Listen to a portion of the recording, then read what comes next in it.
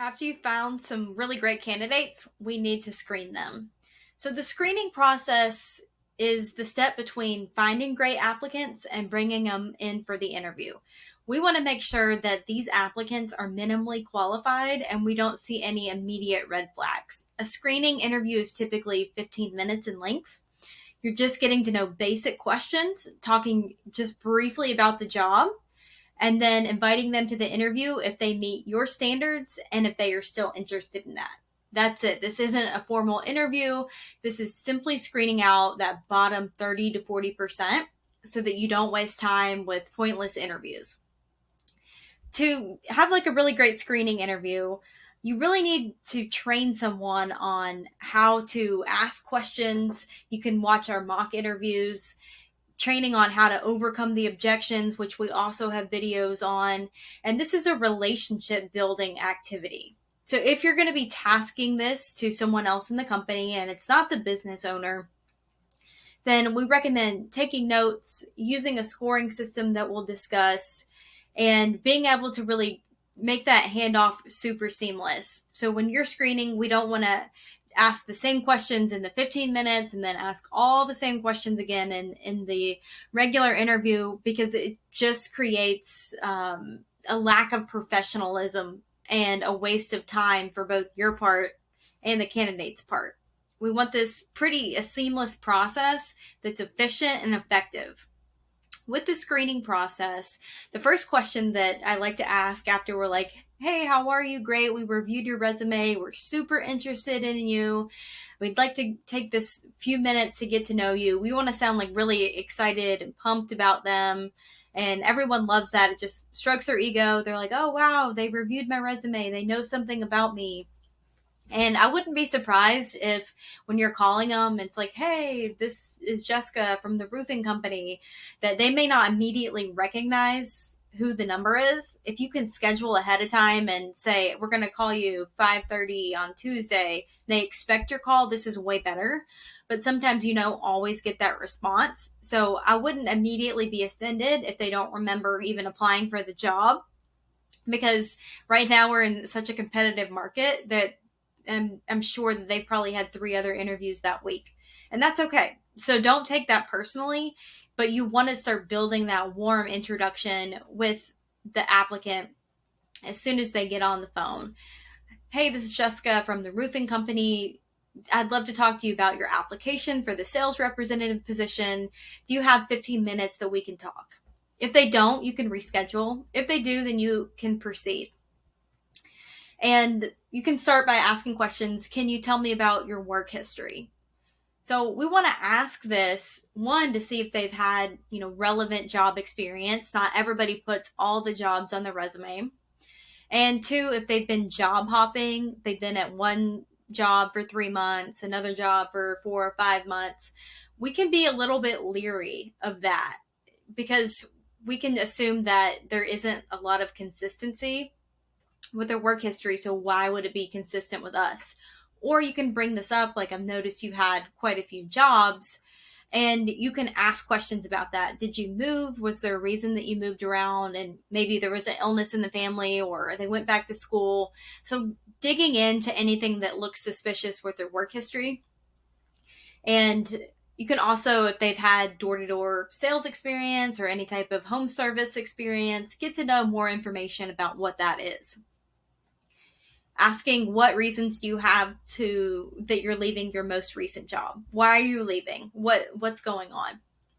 So it could be that they're wanting a better opportunity, but you can like dig in and find out what's really going on. If at this point they're starting to bash their boss, or they're just telling you why everyone's so terrible and just all this negativity, I'll be definitely weary of that, because we want somebody that's going to be taking responsibility for why things didn't work out. We don't want somebody getting on and just complaining. So finding out like why they're leaving their most recent job, and if they're telling you things like, oh, the environment was just too stressful, or I didn't like commission pay. Well, we know right away there's no point in continuing on with this screening interview, because that's what this job is. What is your biggest career achievement? I like asking this question because this is going to tell you what's important to that candidate. It's going to let them be able to talk about themselves. You're going to be able to hear the inflection of their voice and when they're talking about the best parts of themselves. Your ideal work environment, and maybe you've picked up on this in previous questions, but listen for things like, do they want something fast paced? Are they wanting, really strict direction? Do they like to work independently? Are they more team oriented? Figuring out the type of work they want. And this is a way you're either qualifying them, like, I do think this is a good fit, or we're disqualifying them. If given the opportunity, when can you start? If somebody's saying they can't start for a month, that's probably not going to fit with the timeline. I would then move them to just keep their resume on file. But if they can't start for a month, I don't see the point in bringing them in for an interview right now. I would wait till we're running the next campaign. So you want between 1 to 3 weeks of lead time. If it's anything more than 3 weeks, I would be concerned about that. What type of salary are you looking to make? Now, I only ask this question if you're an experienced screener. If you have somebody that's new to the company, I really try to avoid talking about salary at all. If you have experience doing screening interviews, you can overcome some of the objections about commission only pay, then you can address the salary. Or you can just simply tell them, most people in their first year are making between $80,000 and $150,000. Is this something that you're comfortable with? And most people will say yes. And most of the time, this is probably a lot more money than they are currently making where they're at. So this sounds like a really great opportunity to them. And you can ask, did you have a chance to look over the job description? And they may or may not remember. So I like to reiterate what the job is, that, this is an outside sales position. Your job is to generate your own leads. We give some office leads, but you will need to generate your own leads. You're going to be responsible for customer service, managing the relationships with the customers, inspecting roofs and climbing on roofs, using CRM technology. Does this sound like something that you're interested in? So, or do you have any specific questions about this job?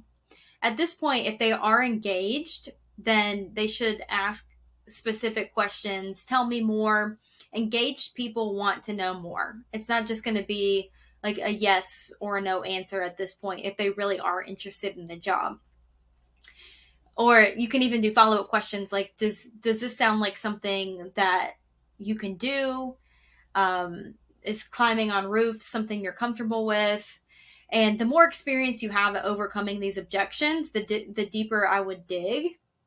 But if this is somebody that's new at doing these screening interviews, then I would shy away from going too far down, and this is a door-to-door job, and too far down into this is, pay for performance commission job. I would steer clear of those because they don't have the skill to overcome those objections. And then the last thing you'll ask if they are interested is, when can we schedule an interview? Schedule the interview when they are on the phone. You're going to use Calendly. We have videos on how to use that Calendly software. Schedule that. It's going to send them an email and they can confirm it right there. While they're on the phone, we want them to confirm that they got the email, that they've accepted the email and the invite, and that they will be there. You can give them the address right in that Calendly invite. You can also tell them on the phone, but make sure they are understanding of what they're walking into. If they agree and they want to schedule an interview, you can tell them this is a business casual. You can expect to be here for an hour, and really setting those expectations. We'll be able to go into the exact comp plan and can even be like, I know it's overwhelming that it is pay for performance, and we do offer paid training. There is bonuses that we offer, and here we're going to tell you about the career path and exactly what that opportunity looks like in the interview. I just want to make sure that on the surface that this is a great fit and that it's worth bringing you in for an interview. That's how you're going to start this screening. making sure you're weeding out the bottom 30 to 40% of applicants, and then scheduling for an interview and making sure that they're confirming that they're going to be at the interview.